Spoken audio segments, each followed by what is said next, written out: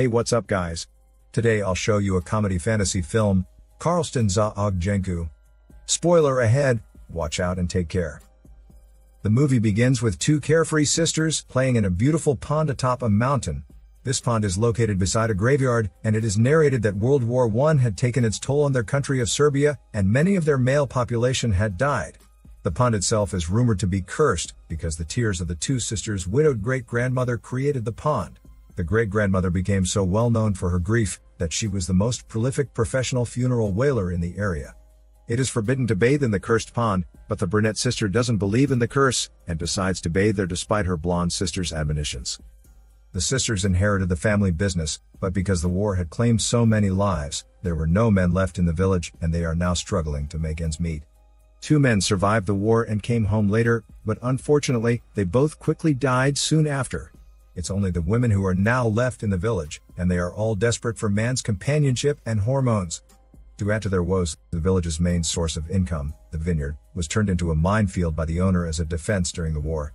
The owner had since then died because of the very same minefield, and now the villagers have to draw straws to determine who would pick the grapes in the mine-riddled vineyard. More often than not, they would die. One day, a villager approaches the sisters and tells them that she drew the short straw and is set to pick the vineyard soon. She wants to cover her bases and procure the services of the two sisters in the event that she will die. However, the villager demands that they show her their funeral wailing first, while she is still alive. The two sisters honor this strange request and start crying, but the blonde one can't muster up the tears. The brunette then tries to taunt her with the knowledge that she is turning 22 years old soon with no husband or kids, and she will grow old alone. The villager is satisfied and hires them. The three then walk into a tavern, filled with the female villagers drowning their sorrows. One of the women is a mute who lost her husband on the day of their wedding, and hadn't spoken since then. The sisters order spider brandy for everyone, a particularly potent kind of magic liquor. In fact, it is so strong that the women in the tavern begin to see the ghosts of the men they've lost in the war. However, no ghosts dance with the two sisters. They pass out, but not before seeing visions of two men. The women of the village accompany the chosen villager to the minefield the next day. Before entering, she tells the two sisters that she has arranged for them to visit the grandpa, the last man left in the village, so they can learn how to be with a man.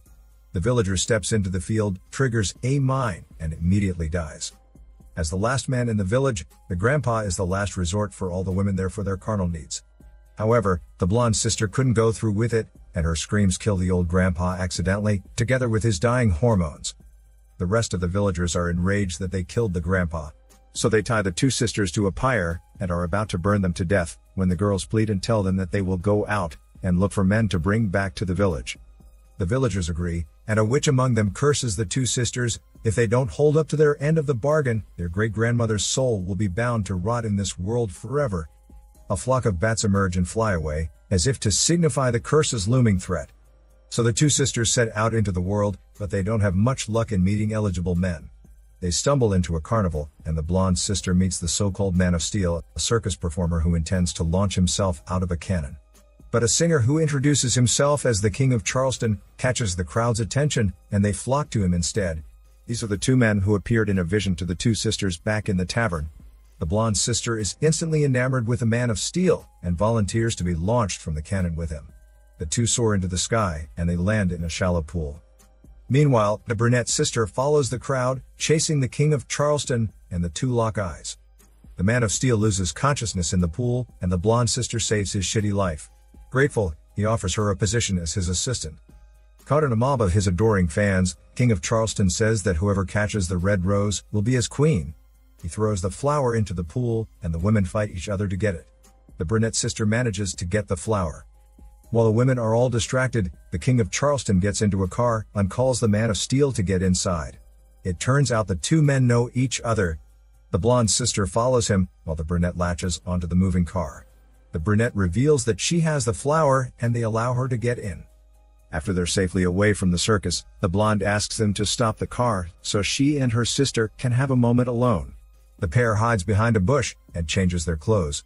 The blonde then reveals to her sister that she doesn't want to go back to the village anymore, because the Man of Steel will take her traveling all over the world. The brunette pushes the attractive King of Charleston to take her away too, but he seems to be more interested in her body. The blonde sister and the Man of Steel are left alone in the car. She asks him not to take them back to the village anymore. The foursome starts driving again, but a flock of bats causes them to crash into a funeral procession. These are similar bats to the ones who emerged after the sisters were cursed, so the magic must be leading them somewhere. The brunette sister yanks the King of Carlston into the funeral car, and they drive away. The blonde sister doesn't seem to be bothered by this, and drives away with her own man too. The Man of Steel tells her about the wonders of the city and its modernity, how there are towers that rise up so high that he even attempted to jump from them. The blonde sister is awed by his description of the 20th century city, and she wishes she could see it. The brunette and the King of Charleston drive on dark and stormy roads.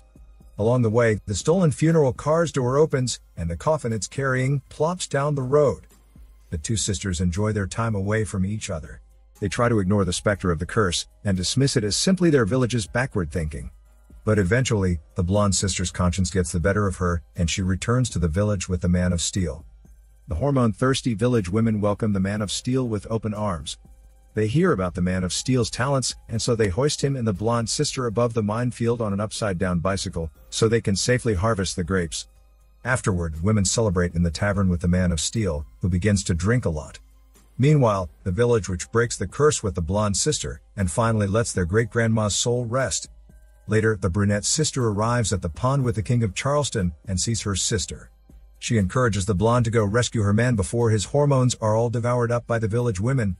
Before leaving, the brunette instructs the King of Charleston to stay inside the car.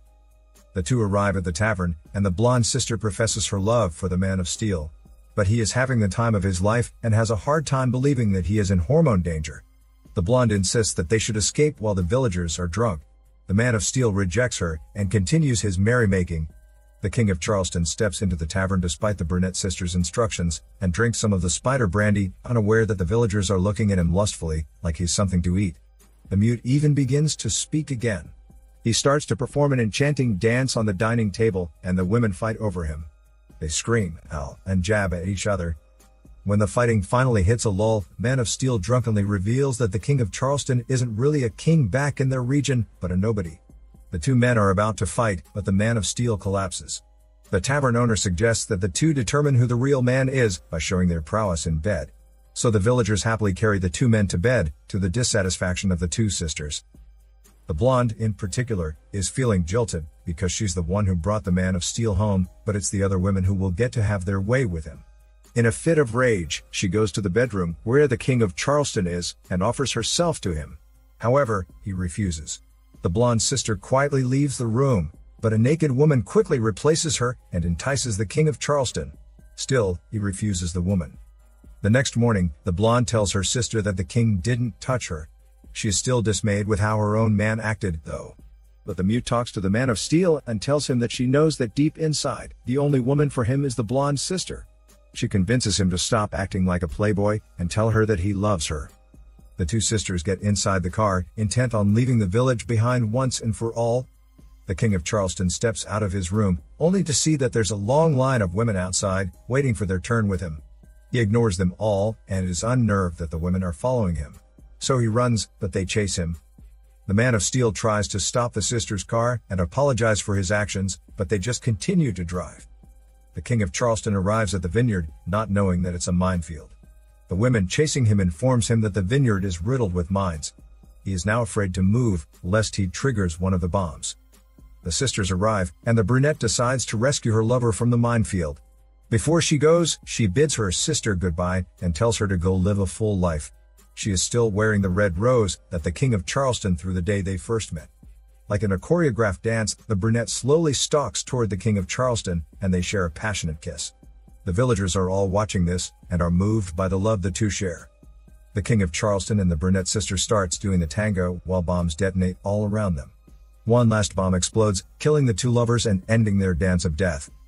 As the blonde sister forlornly drives out of the village, she remembers that her sister had bathed at the cursed pond. She believes that her sister's death was caused by this. The sun is shining brightly when she leaves the village, signifying that her future is hopeful. She begins to imagine this future in the city that the Man of Steel told her about. But it's painful for her to imagine the Man of Steel in this hopeful vision of the future. The movie ends with the blonde sister finding her way to one of the towers that the Man of Steel described to her before. There, the people are modern and full of life, celebrating the dawn of a golden age. On top of that tower, the blonde sister almost forgets her past and the memories that led her there. She forgets that she was a funeral waiter, that she was a sister, and that she lost her love. The orchestra plays the Charleston for her as her new life begins. This is Daniel CC Movie Channel. Stay safe and enjoy your day.